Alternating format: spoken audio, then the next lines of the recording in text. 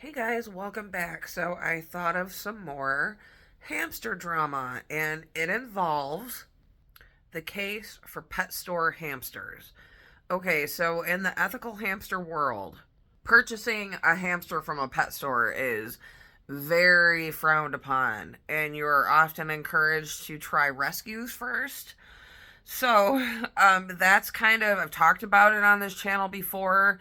If I remember correctly, I was a bit cryptic about it, and now I'm ready to talk. And the reason why people don't support pet store hamsters is because of like factory farming. And for example, my hamster, Marty McFly, he was a COVID hamster. Normally, under normal circumstances, I don't think he would have been sent through to the floor for purchase, because he had kind of a squished face. Um, he was small. He was very, very small for a Syrian, and I suspected for a while that he was brachycephalic, which is really bad. Like their teeth fall out and they can like die and stuff like that. But his teeth never fell out. He never had any issues with his little mild deformity that he had. He didn't know. He didn't know any different, and we treated him like any other hamster. As a matter of fact, he's a big part of the story because when he died, we had a really hard time accepting his death. Like, I know hamsters are just these little things, they don't live very long, but they have very big personalities. And Marty McFly was very present. Like, if he heard us talking, he would come out during the day and just hang out with us. He would just sit there and listen to what we were saying, and he loved the attention. And that's kind of where the story starts, because when I decided finally to get a new hamster, I decided to go the rescue route. I was like, you know what? I always get pet store hamsters. I'm going to go the ethical way this time. So I was approached in a Facebook group, a local group, about me possibly being interested in adopting a robo. But it turned out to be a dwarf, like a winter white dwarf.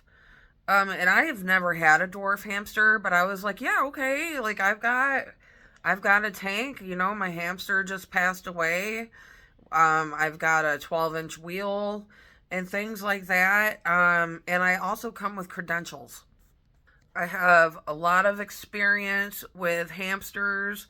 I have experience with taming traumatized hamsters.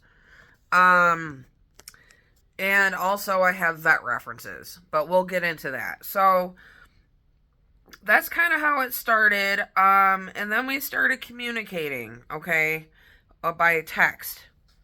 And immediately, this is kind of where the trouble started.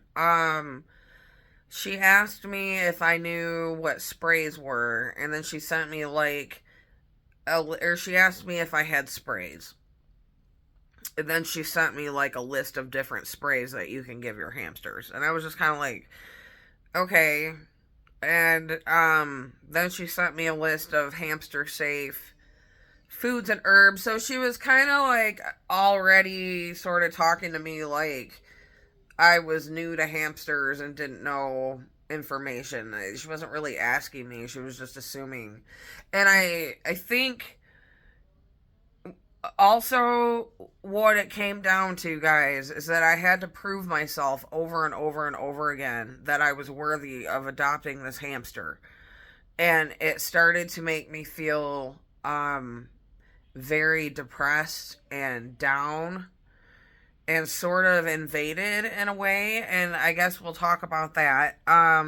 So like the food, she wanted me to buy food I'd never heard of. One of the foods on the list is bunny, which I showed you in part one. I do feed my hamster the Bunny Dream Expert now. You order it off of Chewy. I need to order some more. It's a pellet free food, so it's high quality. Um, but I was kind of like, it sort of put me off in a way, because I don't think that if you have a hamster that you need to order food from Etsy or that you need to order food from Chewy. That's just my opinion. I'm not a veterinarian or anything. But I mean, just like the fact that she wanted me to go out of my way and get these foods I'd never heard of just kind of put me off a little bit, okay? Because I know there's commercial foods out there that are fine.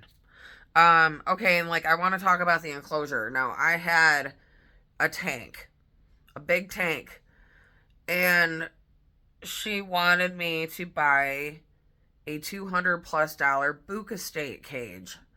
And she was really pressuring me into buying this cage. And I'm like, I'm not going to spend $300 on a hamster you're trying to get me to rescue. It just, like, I'll rescue it with the materials that I have.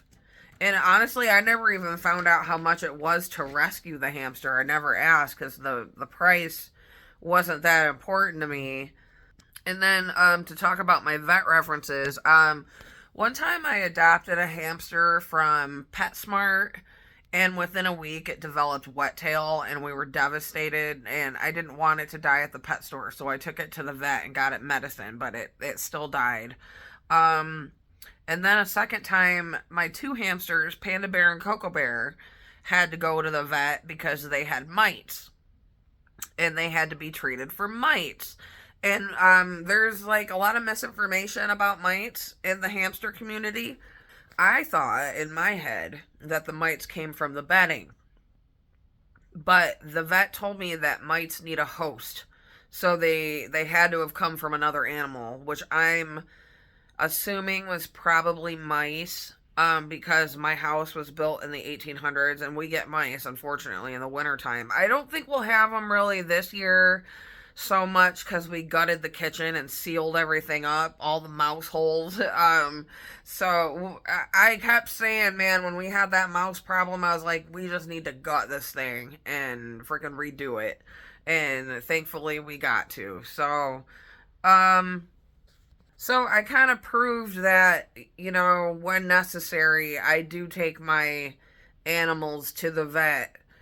Um, and it kind of goes back to the cage again. We did like a FaceTime, and she wanted to see my cage, and she was like, okay, well, when you add the hides, let me know, because she wasn't going to give me the hamster till the thing was 100% complete. And I'm like, okay, that's not really how I operate. Like, my hamster cage right now is not even complete. I got something coming from Amazon. I think it just came just now. I'm always adding things to it and always making it better. Um, and the thing about the hides that really pissed me off was that there were hides in there. They were just hidden under like orchard grass and bedding and things like that.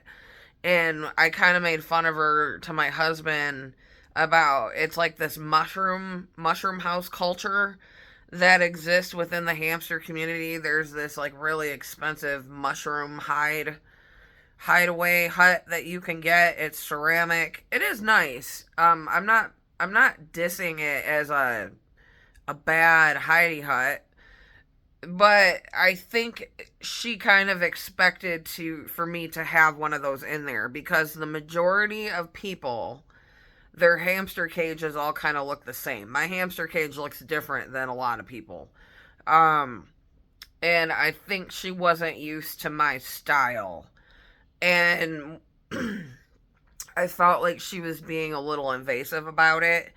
And that's kind of when I ghosted her, is when she started being really controlling and weird and just like making me like prove myself constantly. It was a fucking mind game, you guys. It was a mind game. She was playing fucking games, and I don't play games.